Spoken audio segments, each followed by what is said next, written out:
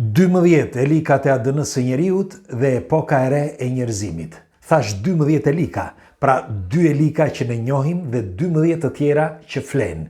Dhe sot do t'i tregoj disa nga këto sekrete që padyshim shumë prej jush i njohin, por është mirë që t'i diskutojmë, sepse ka disa që mendojnë që ky është vetëm një zhvillim normal i njerëzimit, por ne po jetojmë në një epokë që quhet epoka e re. Dhe tani do t'i tregoj disa gjëra që është mirë që t'i diskutojmë. Kush është rastisht dhe nëse nuk e ka bërë ende, bëjni like faqes dhe videos që të shihemi sërish dhe ju falenderi që jemi prerë bashkë. Kur në vitin 1996 Anne Brouwer fliste për ADN-n e njeriut, që ADN-ja e njeriut ka 12 elika, 2 janë ato që njohim dhe 10 janë ato që flenë, të gjithë filluan që ta qeshnin, sepse ajo duke qenë një studiuese e thjesht, pra jo një biologe, mendoni se ishte diçka që ishte frymëzuar nga ndonjë kontakt me forma të tjera jete, dhe ashtu ishte. Ajo nuk mundej ta thoshte për më tepër sepse filluan që ta qeshin. Megjithatë, librat e saj sot janë nga më të lexuarit. Bile, do t'ju them, në ekuinoksin e madh të diellit, pra të vitit 1999, ndodhi diçka. Dhe nga këtu menduan shumë njerëz që ndoshta ato që kishte folur edhe Nostradamus ishin të vërteta. Çfarë? Ku Nostradamus thoshte që epoka e njeriut do të mbarojë në vitin 2000 dhe do të fillojë një epokë e re. Nuk ka thënë asnjëherë fundin e botës, nuk e ka thënë. Por duhet të dini që pas këtij ekuinoksi të vitit 1999, në vitin 2001 lindi fëmia e parë me 3 helika të ADN-s. Po, në Kazakistan, një fëmijë me 3 helika. E dëgjuat mirë. Ne kemi 2 elika sepse njohim ADN-n, siç e dini shumë mirë, nga vitet 70-80, por ne nuk e dinim që ka edhe 10 elika të tjera që flenë. Çfarë janë këto? Më ndiqni me kujdes dhe dëgjojeni. Atëherë pikë së pari duhet të dini që pasi lindi ky fëmijë në vitin 2001, menduan që ishte ndonjë problem pikërisht i eklipsit të madh të diellit që ndodhi në vitin 99. Mirpo, nga aty kuptuan që diçka me të vërtet po ndodh. Ka kaluar një kohë shumë e shkurtër dhe nga viti 2001 ndodhen dhe të tjera fakte, sepse për shembull në vitin 2013 lindi një fëmijë tjetër në Angli me 4 elika të ADN-s. E dëgjuat mirë, me 4 elika.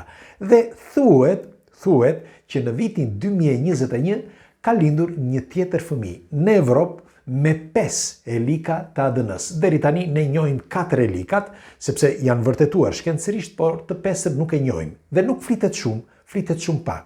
Por pyetja është pse?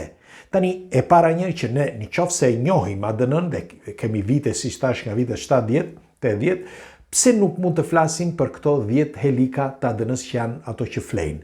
Pikërisht pra sepse zhvillimi që po bën njeriu po e bën në psikofizik. Fillimisht në psikologji, pra në psikikën e tij në trup. Pastaj edhe këto frekuenca do shpërndahen në të gjithë trupin dhe nëse ne do të arrijmë deri në vitin 2030, pra kështu siç trupi ynë po flas, ne do të bëhemi të pavdekshëm. Pikërisht pra sepse do të jenë frekuenca të tjera, ato që do vibrojnë në trurin ton në krahasim me sot dhe do të jenë të njëjtat me vibrimet e universit që do të jenë ndryshe në atë vit. Do t'ju them edhe diçka tjetër. Duhet të dini që njeriu jetoi në një skëter, si mund të themi, deri në vitin 700 e ca. Pothuaj për mijëra vite, deri në vitin 1700 jetoi në një skëter. Jetonte nëpër guva, luftonte me shpata, ishte i pist, lajë në kaq kohë dhe në më pak se 200 vjet ai bëri një zhvillim kolosal. Në vitin 1800 e ca, pra treni i parë, filloi që të lëvizte treni i parë me avull. Dhe në vitin 1903, vëllezërit Wright u ngritën me avion. Dhe sot ne gjendemi me këtë telefonin këtu që komunikojmë dhe na duket krejt normale çdo gjë, duke u komunikuar me njëri tjetrin nga një cep i tjetër i botës. Dhe për ne është kaq normale, sepse jetojmë, jemi brenda, por është kaq normale sa që ne themi që se ky është një zhvillim nga njeriu, nuk është i diktuar, por po sikur të jetë i diktuar. Keni një pafundësi faktesh, gjithandej, duke filluar që nga Leonardo da Vinci, që shkruante mbrapsht sepse i kishin thënë që mos zbulonin kodet. Kodet e Leonardo da Vinci sot zbërthen akoma sot dhe nuk kuptohet se si mund të krijonte Leonardo da Vinci një karro, një tank, një parashut apo një helikopter. Është absurde ta mendosh në vitet 1500 që të mendonte që ose të kishte parë diçka, ai thoshte që i shihte. Keni Mendelejev që shkriti dhe tabelën numerike ato të elementve që ne i përdorim sot, që edhe Mendelejev ma tha në ëndër. Keni një pafundësi edhe Einstein, edhe Freud, të gjithë. Pra një pjesë e madhe prej tyre patën frymëzim nga diçka supernaturale. Dhe ndonë se këto vazhdojnë akoma të jenë si teori konspirative, mjaft që ta shikoni të gjithë këtë ecurinë e njeriut nga sipër dhe do kuptoni që nuk është kështu, por ka diçka që ndodhi në vitet 800, sepse, siç ju thash, për mijëra vite, qofse shikoni për mijëra vite, 12, 13, 15, 30.000 vite, njeriu jetoi në skëterë. Dhe në më pak se 200 vjet nga viti 800 deri sot, ka bërë një ndryshim kolosal, të madh. Çmenduri është gjithë kjo, me fjalë që ti jetosh sikur ti je në botën e ëndrave. Dhe për mua kjo nuk është diçka reale, me fjalë diçka e thjeshtë ose natyrale, por e diktuar ose e nxitur nga forma të tjera jete. Normal, pak këtu, pak atje dhe bën atë që ne njohim sot zhvillim. Mirë po, zhvillimi është në radhë të parë në mendjen e njeriut, pastaj në teknologji, sepse nëse nuk zhvillohet mendja, nuk mund të zhvillohet teknologjia.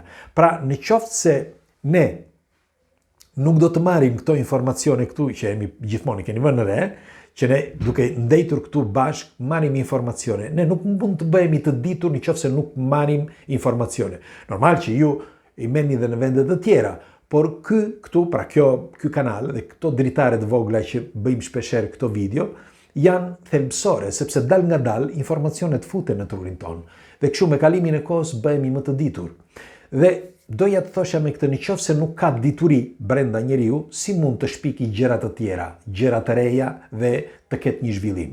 Pra, kjo, po në radhë të parë, ka një diçka tepër thelbësore për ta nënvizuar, sepse zgjon pikërisht ato helikat që thash më përpara. E kam shkruar në librin tim të parë, Viaggiando nel passato, ku tregoja që helikat e njeriut mund të zhvillohen, pra mund të kapërcejnë ose të zgjohen, siç e kam shkruar aty, vetëm me informacionin. Nëse kanë informacionin, ndikon informacioni, jo një, por disa informacioni, në momentin që ndikon informacioni, zgjohen helikat, pra bëhet zhvillimi. Zhvillimi brendshëm yti që pastaj ja përcjell fëmijëve, nipërve, mbesave.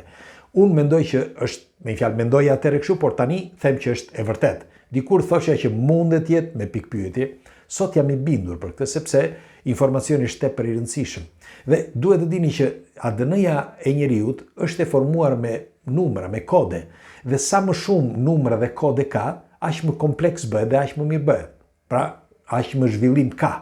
Dhe këti duke e përcjell qelizën, ADN-n brez pas brezi, ajo shtohet gjithmonë më shumë. Pra shton numrat, shton kodet.